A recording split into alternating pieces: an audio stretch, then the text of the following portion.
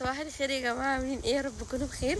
انا قررت النهارده اخد رماس اختي اوديها السوبر ماركت واقول لها هاتي اللي انت عاوزاه واشوف هتجيب ايه من مصاريفي من فلوسي بدون تدخل اي حد من البنك بتاعي. فهشوف هتجيب ايه وهقول لها بص اشوف هتفرح ولا لا. انا حاسه كده ان انا عايزه افرحها، معرفش فجاه كده.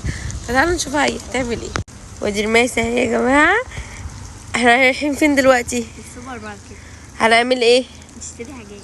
انا هخليكي تجيبي اللي انت عاوزاه. اشوف بقى انت هتعملي ايه. مبسوطه طبعا. طب يلا قدامي. السوبر ماركت قريب مننا يا جماعه. وادي البوك بتاعي خلاص جاهز وربنا يستر عشان انا خايفه ومرعوبه. شوفوا الهبل بقى، سابتني وجريت ازاي. واطيه واطيه. رمايس انت ماشيه مع نفسك؟ اقول لها الشارع اللي ورا. احنا جينا السوبر ماركت يا جماعه، اشوفها بقى هي عاوزه ايه واللي هتختار اجيبه لها. متحمسه متحمسه. طبعا. هتجيبي ايه؟ انا مش شايفه. لحظه.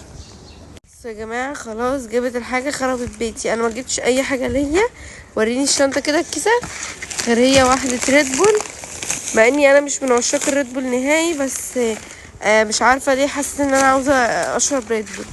ماشي انا عارفه ان هي غلط عليا يا جماعه، بس كده ما جبناش حاجه تاني. هما كل الحاجات دي الحمد لله يعني هي خربت الدنيا بس مش قوي.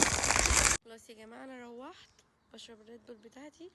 عايزه اقول لكم ان طعمها غريب، بقالي كتير ما شربتهاش اصلا، طعمها بقى غريب كده اهو، بس كويس يعني هنشربها بقى. انا عارفه ان هي غلط عليا. وادي رماس واقفه بتاكل اهوت، مش عارفه تاكل ايه. مبسوطه يا رماس؟ بس يا جماعه بقى اتمنى تكونوا انتوا استفدتوا حاجه من الفيديو دوت. حتى ازاز الريد بول بطفس عليها معايا. حتى صوص الريد بول هسيب لها منها شويه. مش عارفه انا بتكلم كده ليه بس تمام.